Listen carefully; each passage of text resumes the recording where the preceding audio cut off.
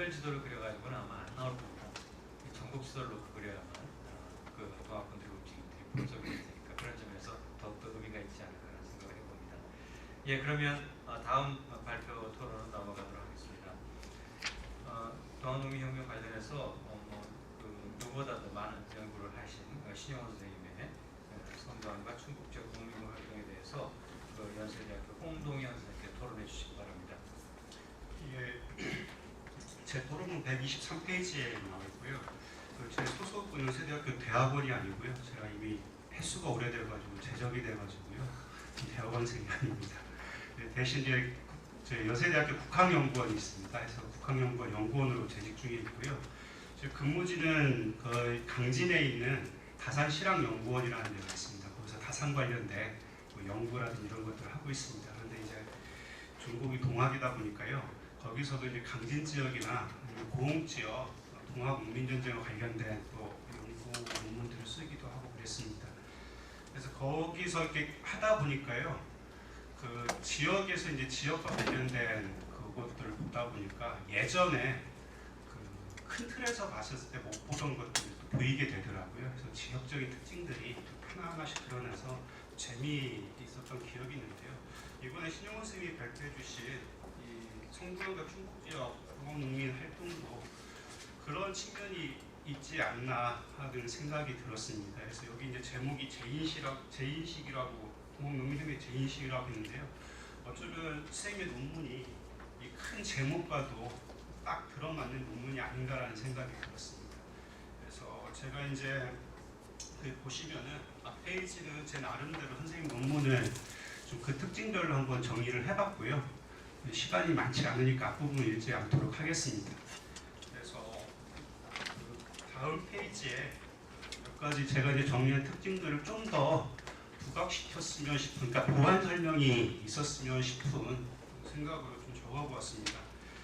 그래서 큰 특징 중에 하나는 성도안 같은 경우에는 그 부친 때부터 동학교단과 밀접한 관계를 갖는 걸로 나오고, 또 부친 자체가 이제 관아로부터 주목을 받기도 했고, 또 성도안 그 농민군 청풍 동학농민의 배후 세력으로 또 지목되기도 했다라고 이렇게 되어 있는데, 그런 점에서 혹시 성도안 이 지역에서 이제 그 농민군 세력을 형성하는데 이런 어떤 배경이 작용하지 않았을까라는 생각을 한번 해봅니다.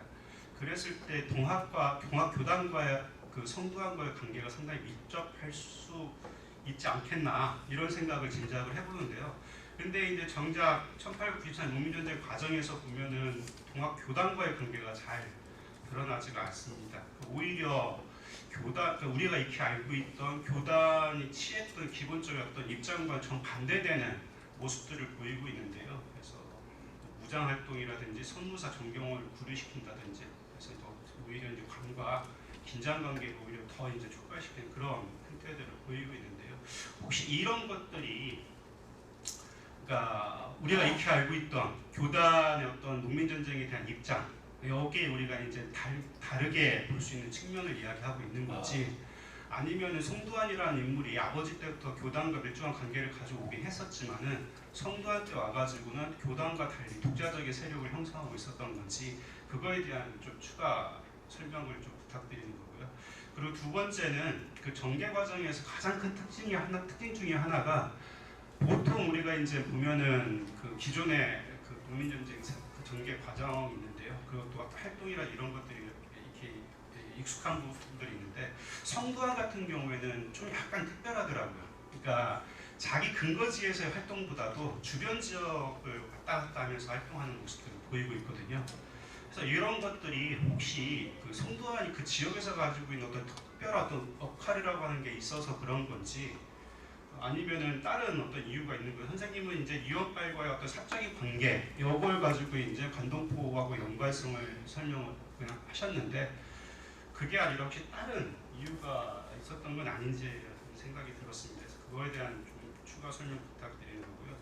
그리고 세 번째는 약간 이거는 뭐 세부적인 거이기도 한데요. 그 성도안이 이제 일본군한테 패하고 이렇게 후퇴하는 과정에서 이제 그 조직을 재정비하는 과정에서 이제 주변 지역을 점거하는 모습들을 보이고 있는데, 그 중에 하나가 이제 영춘 지역입니다.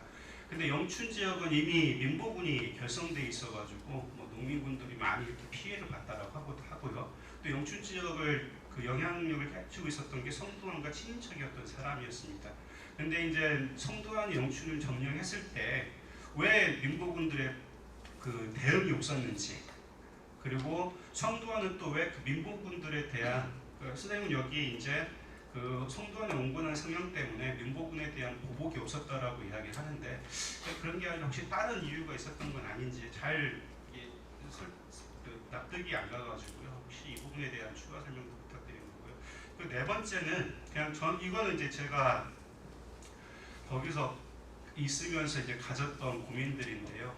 그러니까 기존에 있었던 전개 과정 속에서 지역, 그러니까 하나의 어떤 일부로서의 어떤 지역 사례가 아니라 보니까 그거와 상관없이 그 지역을 자세히 보니까 기존에 우리가 알지 못했던 농민전쟁의 어떤 모습이 보이더라는 거죠. 그래서 그런 것들에 대한 그냥 제 고민을 그냥 써놨던 거고, 혹시 선생님께서 지역 사례를, 그러니까 지역에 있었던 그 사례 연구를 하는데 좀 그동안에 선생님이 많이 이렇게 해오셨으니까 혹시 고견을 좀 묻고자 질문을 드렸던 거고요. 그 마지막으로 이건 돌발 질문인데요. 그 군정실기라고 하는 게 실은 제가 재단의 전신이라고 할 수 있는 의원회에서 조사 연구 업무를 맡았을 때 실은 이 군정실기를 추적한 적이 있었거든요. 그래서 일본에 가서 이제 국내청까지 제가 들어갈 수 없어서 결국엔 포기하고 말았었는데요. 근데 가장 궁금했던 것 중에 하나가 이토 히로부미가 어쨌든 이걸 규장각에 있는 거를 대출해 간 거란 말이에요. 근데 왜 하필이면 가부 군정실기를 대출해 갔을까? 이게 혹시 그 당시 시대적인 어떤 거하고 연관이 있는 건 아닌지. 그러니까 혹시 그 천도교가 어쨌든 간에 이제 세력을 형성하고 있었으니까 천도교나 일진회 이런 거하고 연관이 있는 건지, 아니면 당시 어떤 국제적인 관계, 그러니까 보통 보면 1900년대 농민전쟁에 대해서 관심을 갖는 이유 중에 하나가 실은 그 청일전쟁이라고 하는 게 상당히 크게 역할을 하거든요. 당시 어쨌든 그 변동하고 있는 어떤 국제 환경이라든지 이런 부분들에 상당히 집중을 하게 됩니다. 당시 지식인들은. 그러면서 이제 청일전쟁을 보면서 농민전쟁에 또 관심을 갖거든요.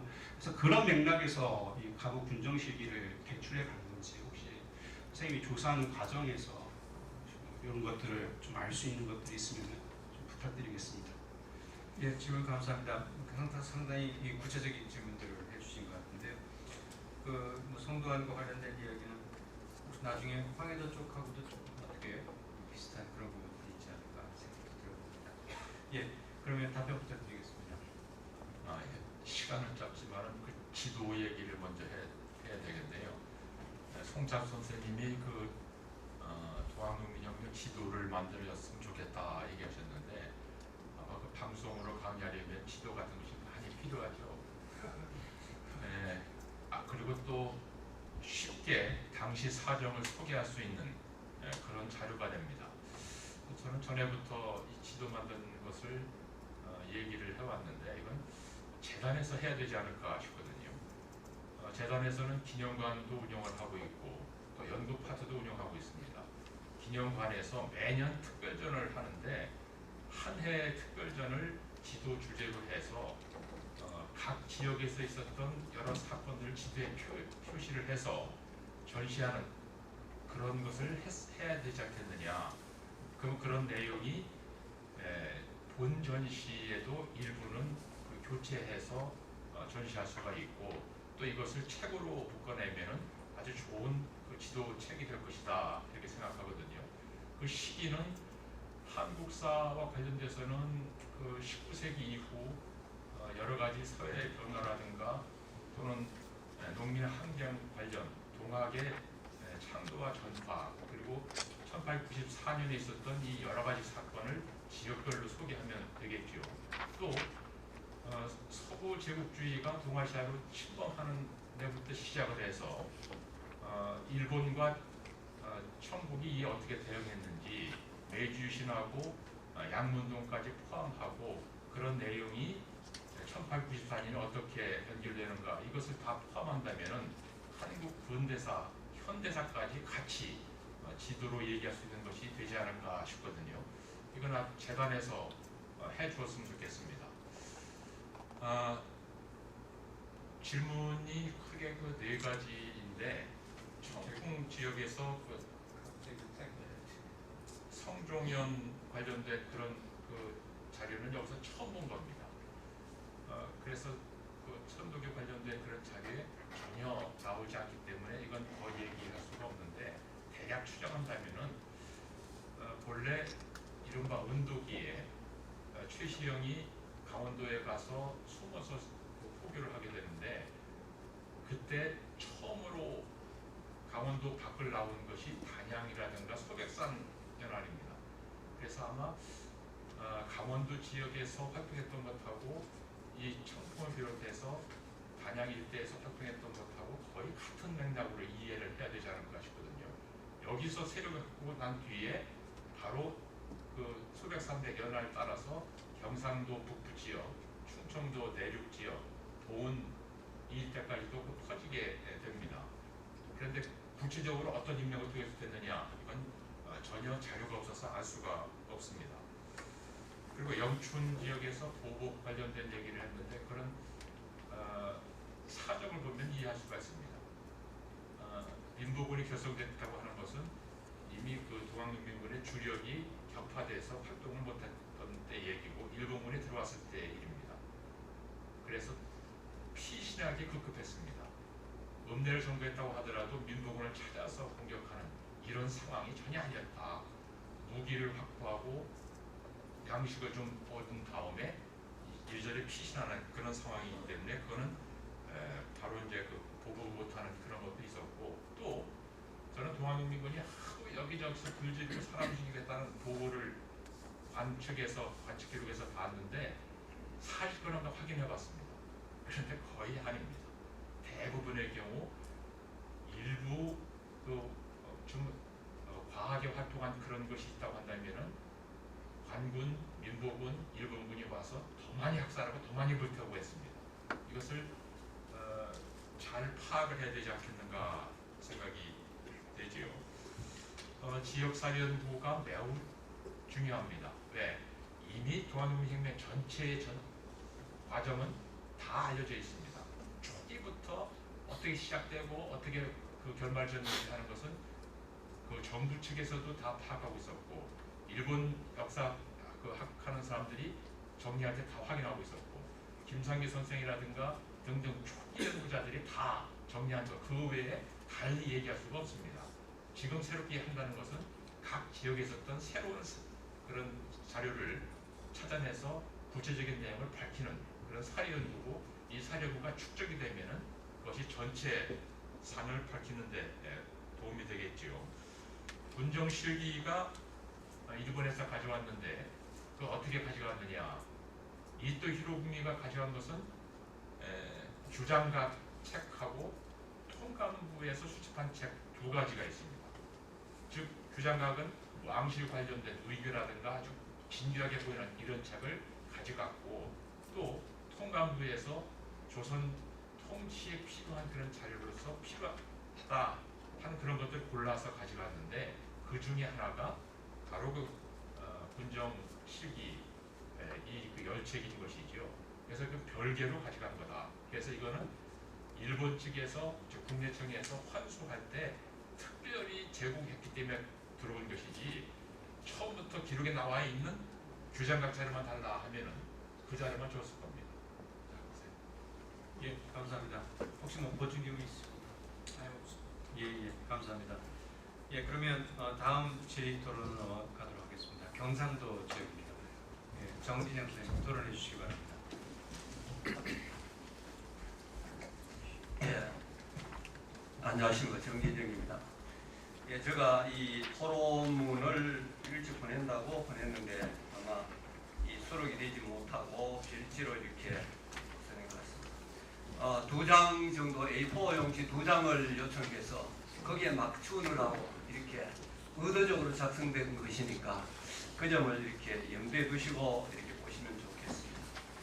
예, 오늘 이 배항성 선생님이 예천 지역 동학농민군 활동을 중심으로 해서 좋은 글 이렇게 써 주셔서 고맙습니다. 제가 이렇게 쓴 내용들 앞부분은 선생님 오늘 발표할 때 말씀하셨듯이 초보 상태를 보고 이렇게 이 질문지를 만들 수밖에 없었습니다. 그리고 또 이 구체적인 이 세상 문제들은 이 자리에서 이렇게 논의한다는 것이 큰 의미가 없을 것 같습니다. 그래서 선생님한테 하나 정도만 사실 좀 이런 것도 좀 필요하지 않겠느냐 하는 지금 말씀드리고, 나머지 뭐 한 6번 번호를 붙여놨습니다만 이 컴퓨터 쓰다 보니까 바탕글로 써져 있는지 번호를 도저히 지울 수가 없어가지고 이렇게 번호가 붙어진 거니까 그 정도 이해하시고, 6번 이하부터는 우리 이 연구재단 혹은 동학농민혁명 관계 연구자들이 이제 뭔가 좀 한번 새롭게 정말 우리 함께 좀 고민해봐야 되는 문제가 아니겠느냐 하는 이런 어떤 생각에서 적어봤습니다. 1번은 사실 저에 대한 간단한 소개를 드렸습니다. 제가 가만히 생각해 보니까 여기 계시는 분들은 다들 동학농민혁명 연구 전문가들인데 저는 그 토론 전문가가 아니겠는가 이런 생각을 해봤습니다. 여기는 하면 한 20년 전에 농민전쟁 100주년 때 1차 5차년도에 농민전쟁 관련 연구팀에서 함께 발표를 하고 공부를 하고 하여튼 그 이후로 구체적인 연구를 하지 못했습니다. 그렇지만 대부분의 물론 경상도 대구는 제외하고 나머지 지역에서 학술 행사했을 때 대부분 제가 이렇게 토론자를 이렇게 참석하게 돼서 한 10여 회는 아마 된 것 같습니다. 그래서 사실 20년 전에 우리 100주년 기념 사업 당시에 제가 했던 그 수준으로 오늘 이렇게 재단한다는 것이 참 민망하기도 하고 송구스럽기도 하지만 또 다른 한편에서는 조금 의아스럽다 할까요? 그간에 우리들의 연구 과정을 좀 이제는 좀 돌아봐야 될 때가 아닌가 하는 이런 생각을 하게 됐습니다. 예, 선생님 발표하신 데에서 앞에 대했듯이 구체적인 것은 뭐 큰 문제가 되지 않고 또 크게 질문할 거리도 없다고 제가 생각합니다. 다만 선생님 글에 보면은 최명순이라는 이 적주가 48개 접에 7만여 명을 거느렸다 이렇게 하고, 아까 우리 총찬섭 선생님도 이렇게 질문할 때 하셔서 너무 쉽게 무너진 거 아니냐 이런 이야기도 하고 있습니다. 예, 저도 그런 이유 때문에 여기다 이제 질문지 4번, 5번 정도에다 그걸 이렇게 배치를 시켰습니다. 동학농민군 혹은 동학농민혁명군들의 규모, 그 규모뿐만 아니라 기록이 보면은 얼마나큼 조직적이고 규율도 상당하고 군량미도 또 이 무기도 상당히 갖추어져 있다 하는 것을 많은 연구자들이 이렇게 이야기하기도 합니다. 그런데 막상 이 정부군하고 접전을 했을 때 뭐 일본은 그렇지 않습니다만 대부분의 경우 외방 주력 부대가 있는 그 이외의 지역에서는 일해로서의 모든 것이 다 결판나 버립니다. 7만회 정도 아니면 13개 지역의 뭐 적주들이 모여서 공략을 하는데, 예천 읍성 하나 공격하는데 그것도 일본군이 아니면 다른 정부군이 와서 함께 한 것도 아닌데, 마찬가지로 비정규군은 민부군하고 전쟁을 하는데 하루 다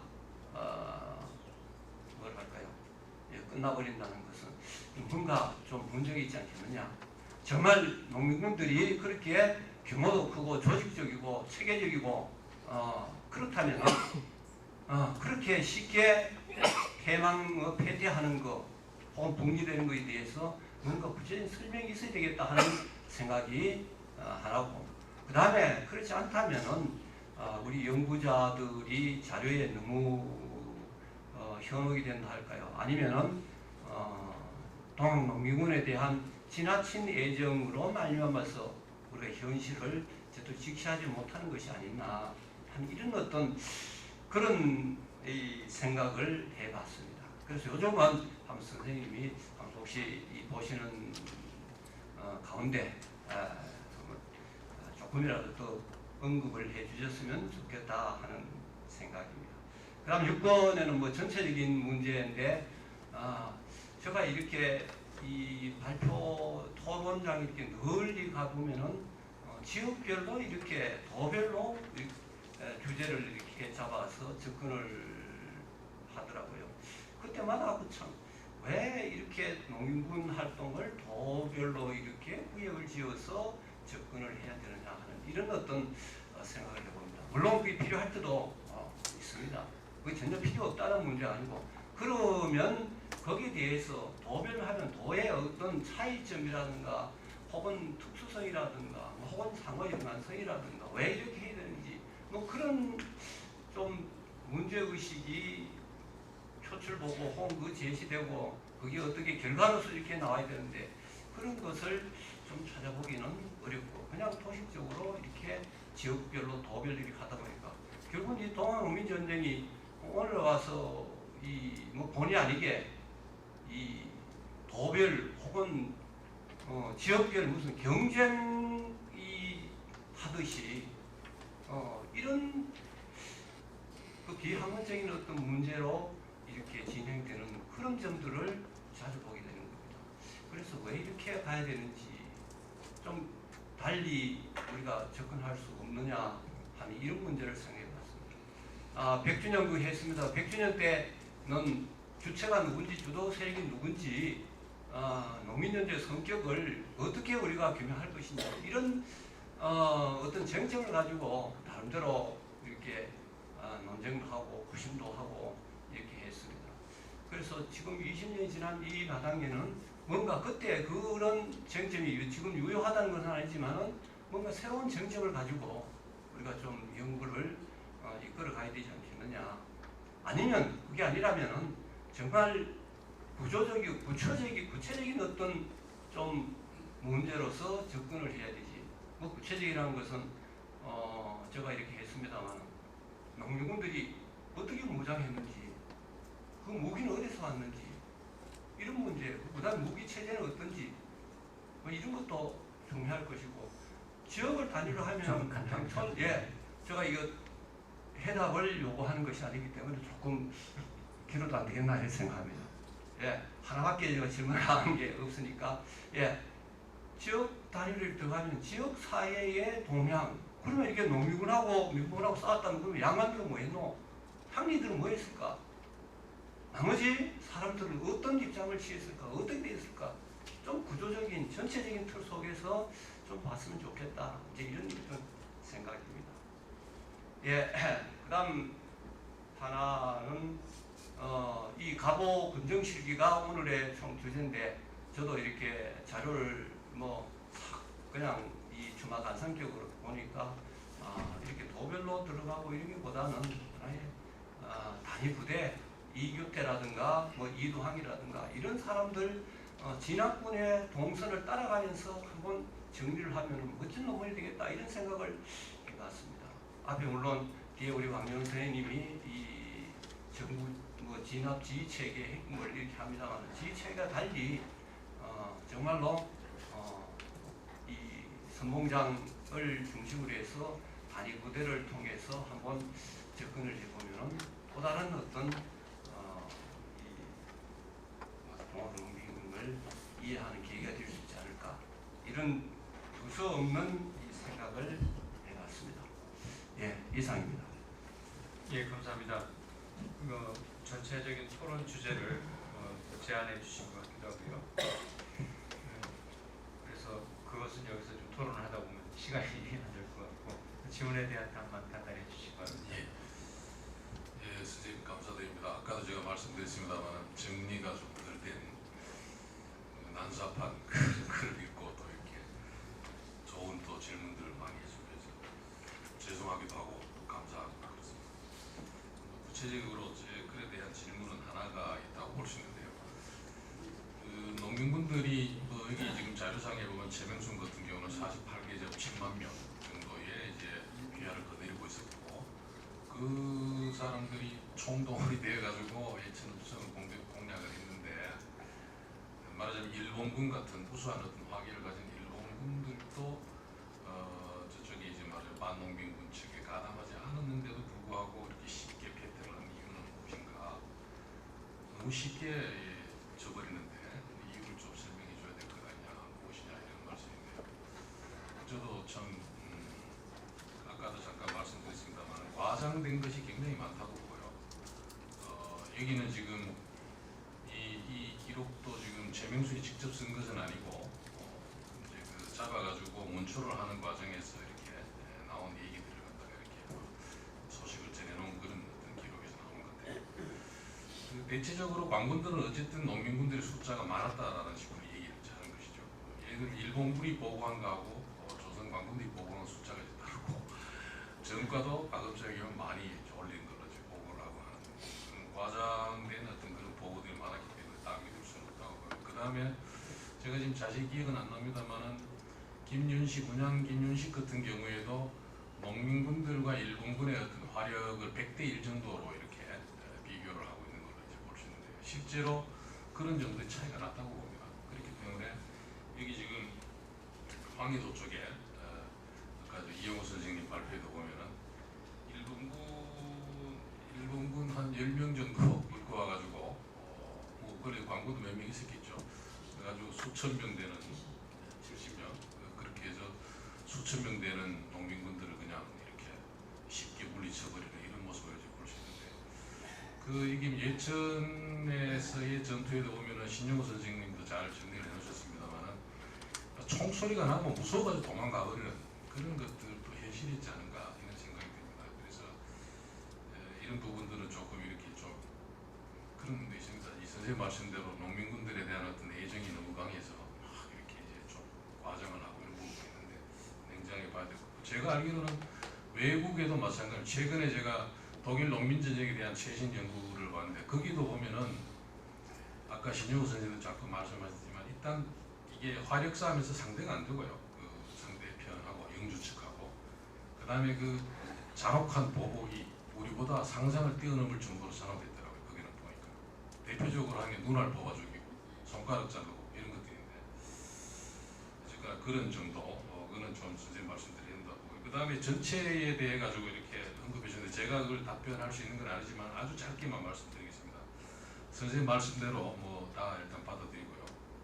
근데 지역 사례 연구 같은 경우에도 지금 뭐 여기 대표적으로 신효 선생님이 경상도 사례 연구를 계속 해오시고 계신데 그런 어떤 사례들이 어떤 축적되는 과정에서 제가 생각에는 역시 다른 도와의 어떤 그런 차별성, 그 다음에 이제 다른 도와의 연계성 이런 것들도 이렇게 하나씩 밝혀지고 있다고 생각이 되는데 선생님 말씀대로 한번 전체적으로 어떤 연구의 어떤 시각이랄까요, 어떤 그런 각도 이거에 대해 가지고 전체적으로 한번 되돌아볼 시점이 됐다라는 데서는 저는 뭐 100% 동의를 하는 바입니다. 정말로 좀 뭔가 좀 그것이 이제 선생님 말씀하시는 대로 어떤 뭐 향리층 혹은 어떤 사족들의 어떤 동향일 수도 있지만 여러 가지 의미에서 새롭게 한번 볼 때가 됐다는 정도 말씀드리겠습니다. 예, 감사합니다. 뭐 언뜻 보면 동학농림에 대한 연구가 많이 되어 있는 것 같지만 들여다보면 들어다 볼수록 해야 할 일이 많이 남아 있는 것 같은 느낌이 들었습니다. 사회자님 잠깐만 예천 얘기는 제가 사전을 그랬으니까 간략하게 좀 예, 간단하게 해주십시오. 예천에서 그 수많은 사람들이 읍내를 공격했는데 왜 한 번 전투에 패배해서 다 사라져 버렸느냐? 그건 이유가 있습니다. 우선 1차로 읍내 민부군에게 패배한 것이 문제고 두 번째는 일본군 병참 노선을 따라서 주요한 그런 지역에 거점을 마련해 놓고 있었는데 그것이 상계 낙동병참부입니다. 낙동병참부에서 그 진압군을 또 요청을 해서 일개 소대가 옵니다. 그래서 바로 예천 전투가 일어난 직후에 40여 명이 예천 읍내를 지나가서 추적을 하지요. 그보다 먼저 온 것이 충주에 있었던 공병부대입니다. 공병부대가 25명 정도 되는데 이 부대가 바로 용궁을 거쳐서 소야를 들어가서 성문에서 전투를 벌이게 되지요. 성문 전투는 매우 중요합니다. 왜? 현재는 그것이 문경에 속해 있지만 당시에는 예천에 속해 있던 데입니다. 그 성문을 지나면은 바로 근거지인 소야가 나오거든요. 그래서 성문 전투에서 패배한 뒤에 소야 근거지에 있었던 모든 무기 또는 돈, 곡식 이것을 다 빼앗겨 버립니다. 그래서 일본군이 뒤이어 기습했기 때문에 예천의 동학농민군이 사라진 것이지 한 번 전투에 없어진 것은 아니다. 이게 그 여러 최근에 나온 일본 방위성 자료를 통해서 밝혀진 그런 내용들입니다. 이상입니다. 예, 감사합니다. 예, 보충 설명 감사드립니다. 자, 그러면 제가 맡은 마지막 토론 부분입니다. 황해도 이경원 선생님 발표해 주셨는데요. 가톨릭 대학의 이경원 선생님 토론 부탁드립니다. 네, 이경원입니다. 제 토론문은요, 그 발표집의 217쪽에 있습니다. 그래서 이거를 보면서 질문을 드리겠습니다. 그래서 이용호 선생님의 발표문은 이제 아까 들으셔서 다 아시겠지만 그 해주성을 점령한 시기, 그 날짜에 대해서 이제 양력, 음력 날짜를 따져서 정확히 이제 밝히셨고요. 그 다음에 해주성에서 나온 다음에 농민군들의 그런 활동 영역이 넓어지는 과정, 그 다음에 다시 이제 해주성을 공격하는 과정, 그 다음에 동학농민전쟁 이후에 황해도 지역의 농민군의 활동, 이런 일련의 과정을 이제 구체적으로 밝혀주셨습니다. 그래서 저희가 발표문을 읽으면서 이제 몇 가지 궁금한 점이 있어서 이제 그런 내용을 질문하겠습니다. 먼저 1번과 관련된 내용인데요. 그러니까 해주성을 점령했다가 이제 농민군이 해주성에서 물러나면서 그 활동 영역이 굉장히 넓어집니다. 그래서 발표문에서 봤던 것처럼 이제 해주를 중심으로 해서 서쪽뿐만 아니라 북쪽, 동쪽까지도 그 농민군의 그 영역이 넓어지는데요. 이제 그 부분과 관련해서 좀 보충 설명을 듣고 싶은 것이 있습니다. 그러니까 뭐냐면은, 그러니까 농민군이 해주성에서 물러나와서 그렇게 영역을 넓힐 수 있었던 그런 배경이 무엇일까? 이제 그런 부분에 대한 질문인데요. 그러니까 농민군이 해주성을 나오게 된 그 이유가 이제 농민군이 일본군이 온다라는 얘기를 듣고 자체적으로 결정을 해서 이제 해주성을 빠져나오게 됩니다. 그래서 수세적인 상황은 아니에요. 근데 그런데도 그렇게 해주를 중심으로 해서 광범위한 그런 영역을 이렇게 확보할 수 있었던, 그런 넓은 지역에서 활동할 수 있었던 이유가 뭘까, 이제 그런 부분이 좀 궁금하다는 생각이 들었습니다. 그래서 기존 연구를 좀 참고를 해봤더니 이때 농민군이 유격 방법 전술을 썼다. 그래서 어떤 지역을 공격하고 바로 그 지역에서 빠져나오는 식으로 그런 전술을 썼기 때문에 이렇게 넓은 영역에서 활동을 할 수 있었다. 이제 그런 얘기가 있는데요. 이제 그런 얘기와 더불어서 좀 이때 이제 농민군이 활동 영역을 넓힐 수 있었던 그 이 배경에 대해서 좀 더 보충 설명을 듣고 싶습니다. 그다음에 또 그 시기에 대한 질문인데요. 이제 두 번째 질문은 이제 농민군이 해주성을 빠져나와서 해주하고 신천 경계 지역에서 전투를 벌이는데요. 그러니까 이 부분에 대해서 이제 그 발표문에서는 농민군이 신천을 공격했다가 물러났다가 이제 재차 공격을 해서 신천을 점거했다. 이제 그렇게 보셨는데요. 좀 그 부분에 대한 그때 상황이나 그 이후의 상황이 좀 더 얘기가 필요하다. 이제 그런 생각이 들었습니다. 그래서 그 두 번째로 신천을 공격하고 이제 점거했다라고 주장하시면서 들었던 그 사료의 뒷부분을 보면은 이제 포수 노재석이 농민군 진압 활동을 해서 이 신천이 조용해졌다. 이제 그런 내용이 나오는데요. 그런 거는 농민군의 그런 반농민군의 활동이 그 이후에 좀 활발했던 게 아닐까, 이제 그런 생각도 들고요. 그런 내용까지 이렇게 종합해 보면은 그냥 농민군이 신천을 점거했다, 딱 그렇게 결론 내리는 거는 조금 더 이렇게 뭔가 그 이후의 상황에 대한 얘기도 더 필요하다 이제 그런 생각이 들고요. 그다음에 이제 농민군이 신천을 점거했다라고 얘기를 하시면서 그 뒤에는 이제 또 반농민군 활동을 벌였던 안태훈의 얘기가 나오는데요.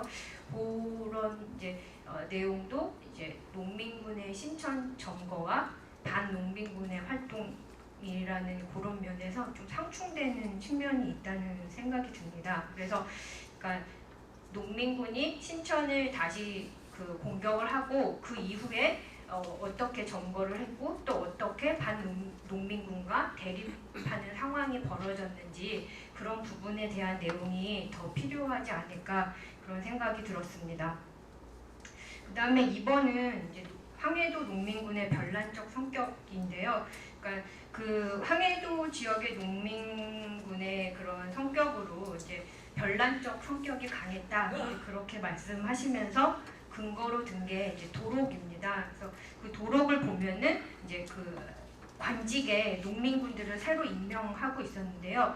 근데 그런 내용은 이 황해도 지역뿐만 아니라 충청도, 전라도 지역에서도 발견이 되고 있습니다. 그래서 제 생각에는 황해도 지역의 변란적 성격이 강했다라고 이제 주장하기 위해서는 그런 도로뿐만 아니라 다른 황해도 지역의 특성 이런 것들을 더 이렇게 보충해서 설명하는 게 좋다는 생각이 들었습니다. 그래서 뭐 조선 후기에 그 황해도 지역의 변란이라던가 아니면 농민전쟁 이후에 그 황해도 농민군의 활동에서 보이는 그런 변란적 성격 뭐 이런 것들을 더 이렇게 좀 설명해 주시면 좋을 것 같습니다. 그 다음에 세 번째는 이제 농민군의 지향과 반체제 반외세인데요. 이 발표문에서 보면은 이제 이 황해도 지역의 농민군의 활동을 이제 보시면서 그들이 지향했던 게 반체제 반외세였다. 이제 그렇게 하셨는데요. 그러니까 기존에는 이제 뭐 여러 가지 용어들이 있지만 반봉건, 반제 이런 얘기도 많이 했었습니다. 근데 선생님께서 쓰신 이 반체제라는 용어와 기존에 썼던 반봉건의 이 용어가 이제 어떤 차이가 있는지 좀 그 부분의 설명을 듣고 싶습니다. 그리고 이것과 더불어서 이제 요즘에는 이제 그 농민군의 지향이 근대적인 것이 아니었고 어떤 유교적인 이상 사회를 지향했다 이제 그런 연구가 나왔는데요. 그래서 이제 그런 연구의 그런 뭐 문제 의식은 농민군들은 고유 문화를 가지고 있었고 자율성이 있었다. 이제 그런 문제 의식에서 그 지향을 이제 유교적인 이상 사회였다 이렇게 보는 연구가 있는데 그 연구에 대해서 어떻게 생각하시는지 선생님의 의견이 궁금했습니다. 그 다음에 네 번째 용어와 관련해서는 이제 여기 발표문에서 이제 동학군이라는 용어를 쓰셨는데요. 그러니까 좀 기존에는 이제 동학농민군 혹은 농민군 이렇게 많이 지칭을 했는데 또 그런 기존의 용어와 동학군이라는 용어가 어떤 차이점이 있는지 좀 질문을 드리겠습니다. 마치겠습니다. 예, 감사합니다. 뭐 답변을 엄청 많이 준비하고 계신데 시간이 3분밖에 없거든요. 가급적이면 짧게 해주십시오.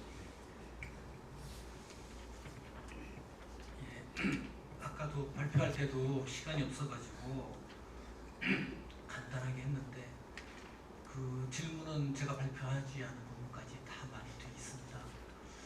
그래서 토론이 좀 부적절하긴 한데 여러분이 보시기에 토론자와 질문자가 역할이 바뀐 것 같지 않습니까? 그 기획하시는 분들께서 참고를 해주시면 좋겠습니다. 이거 다 설명할 수는 없고요. 크게 두 가지로 나눠서 얘기를 해볼까 합니다. 첫 번째 길게 언급한 부분은 해주성을 나와서 동학군이 활동한 활동상에 관한 것을 갑오 군정 실기에 의거해서 정리를 해본 것인데 더 이상 자료가 없기 때문에 그 정도 수준에서 정리한 것입니다. 그런데 아까도 잠깐 말씀드렸지만 이게 청일전쟁 직후거든요. 그 청일전쟁이 일어난 것은 개성에서 금천을 통해 가지고 재룡을 건너서 황주, 평양, 평양에서 전투가 일어났습니다. 그 과정에서 평양 바로 밑에 있는 황주의 병영이 있는데 병영이 쑥대밭이 됐다고도 말할 수 있겠습니다. 다 도망가고 먹이도 잃고 그런 상황이었거든요. 그런데 재령에 있는 일본 상인과 일본 군이 병참도를 위해서 쌀을 매입하는 그런 활동을 할 때에 동학군의 습격을 받았습니다. 그래서 이제 병참부에서 연락을 해가지고 서울 용산 남쪽에 진압군으로 갔다가 돌아와서 서울에서 쉬고 있던 스즈키의 소대를 그쪽으로 급파를 하게 됐습니다.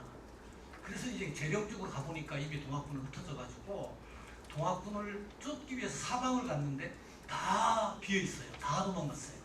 그래서 결국 이제 해주성까지 오게 됩니다. 그런데 일본군이 재령에 파견되었던 날이 동학군이 이미 해주성을 점령한 다음 날이었어요. 다시 말씀드리면 그리고 나서 이제 스즈키 소위가 사방을 이잡듯이 뒤지면서 너무 놀란 것은 재령에 문제가 터져서 파견되었는데 해주 근처는 다 동학당이다. 황해도의 3분의 2가 동학당이다. 이렇게 말하는 증언을 들으면서 너무 놀랐다는 거예요. 제가 말씀드리려는 것은 이 병참선 서남 쪽에는 아무런 정보가 없었다. 일본군이.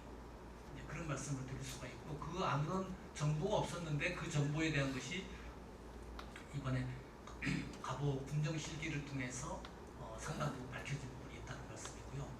또 그 현장에서 증언을 했던 맥켄지 선교사가 일기를 쓴 부분이 장현 지방에 관한 얘기를 중심으로는 남아있는 상황입니다. 그래서 첫 번째 질문에 대해서는 자료 상황을 소개해드리면서 이런 자료 형편이기 때문에 자세한 설명은 이제 현재 나와 있는 자료를 상당히 좀 구체적으로 검증을 해볼 필요는 있겠습니다만은 상황이 어렵다는 말씀드리고 두 번째는 시간 다 다시 알아서 하십시오.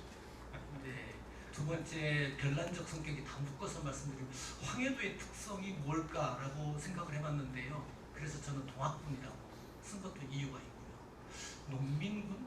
농민군이 농민항쟁을 통해 가지고 힘을 모아가지고 아니면 동학의 포적 조직이 만들어져야 되는데 적주 얘기는 있는데 포는 없습니다. 맥켄지라고 하는 선교사가 자기 동네 얘기를 했는데 우리 동네에도 내가 있는 동네에도 동학군이 있다. 이웃 동네에 있는 동학군이 나를 해하려 하니 우리 동네 동학군이 나를 보호해줬다. 그러니까 포와 적과 같이 동학 교도들 사이의 포적 조직이 주도하는 것이 아니라 마을 공동체가 아직도 그것을 막고 있는 그런 상황을 보여주고 있거든요. 포와 같은 조직이 형성되지 않은 단계였다. 그래서 이런 단계에서의 그 동학농민군을 어떻게 평가할 것인가 이런 문제 때문에 이제 고심을 좀 했다는 말씀이고요. 그래서 뭐 도롱 얘기도 마찬가지인데 어쨌든 황해도는 동학군이 점령도 했으니까 그런 점에 의의를 더 둘 수 있다 이렇게 생각했습니다. 위동학당에 대해서도 아까 말씀 나오셨는데 위동학당에 대한 스즈키의 평가는 전라도를 얘기할 때도 다 활용을 해요. 그래서 저도 이제까지 활용을 해왔는데 황해도 요번 연구하면서 더 깊이 읽어보니까 이 사람도 남쪽 지방을 알고 있으면서 황해도 지방이 다르다라는 점에 초점을 두고 그걸 썼기 때문에 황해도의 상황을 더 정확하게 반영을 하고 있다. 이렇게 저는 이제 본인이 그 사정을 알기 위해서 신천에 여러 번 조사원을 파견해가지고 신천의 광부, 사금 채집 상황까지 조사를 하기도 했습니다. 그래서 황해도의 동학군의 그 활동이 별난적 습격이 좀 있지 않나 그런 이야기를 잠정적으로 해보았습니다. 예, 감사합니다. 그런 황해도의 다른 점이 동학과 다르다라고 볼 수도 있겠지만 그런 다른 점까지 포함해서 그게 동학이다 이렇게 볼 수도 있지 않을까 생각하고요. 그게 이제 앞으로 우리가 남은 과제라는 생각이 듭니다. 방금 이영호 선생님이 토론하는 중간에 역할이 바뀐 것 같다라고 하는데 사실은 저도 그런 것 같습니다. 제가 다시 말씀드리자면 이제 신진 연구자들이 발표를 하고 뒤에서 좀 나이 드신 분들이 좀 도와주는 그런 모습이 앞으로 연구 활성화를 위해서 더욱더 필요하지 않을까. 그래서 내년도 정기 학술 대회 때는 좀 역할을 바꿔서 할 수 있는 그렇게 되었으면 좋겠다는 생각입니다. 이 시간이 없습니다만 아까 혹시 청중중에서 꼭 말씀하시고 싶으신 분 간단히 말씀해 주십시오. 1분 이내에 해주시면 좋겠네요. 5분 무시하죠. 그렇게는 좀 곤란한데. 예, 하여간 예, 빨리 좀 말씀해 주십시오. 아까 얘기한 베이직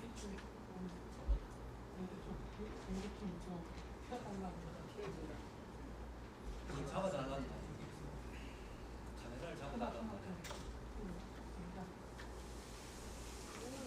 그리고 마이크가 있어야 되잖아. 마이크. 네. 네. 가급적 빨리 좀 부탁드립니다.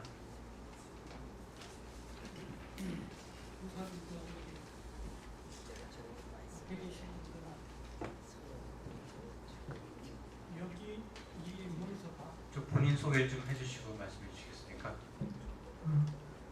이 문서가 아니, 본인 소개를 좀 해주시고. 예, 금사토가혁명기념사업회를 맡고 있는 이동복입니다.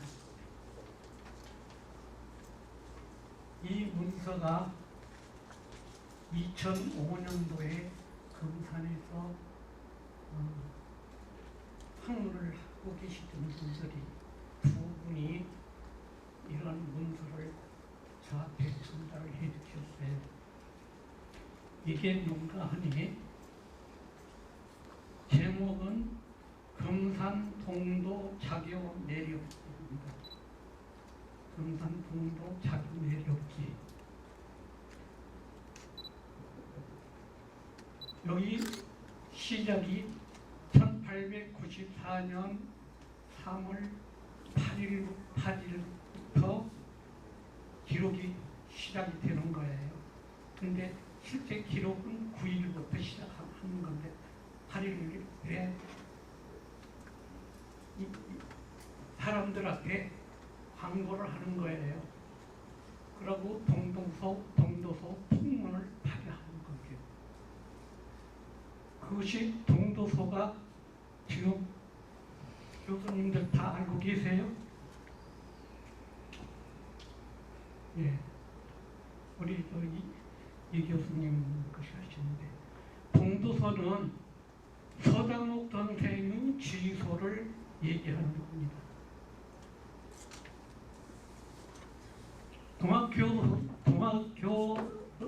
동학사를 연구하시던 교수들도 거의 모르고 있다고 하는 현실이죠. 자, 누가 동학혁명 전쟁을 시작을 했는가? 이것을 동도서가 증명을 하는 겁니다. 예. 그래서 동도서가 이 흥정원 일기에 3월 23일에 전라감사가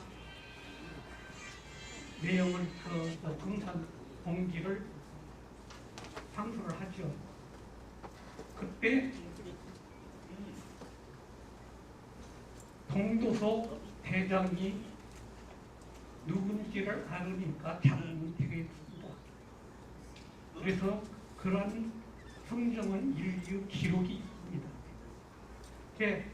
동도서는 금산군 진산면 방중이라고 하는 데에서 설치를 하고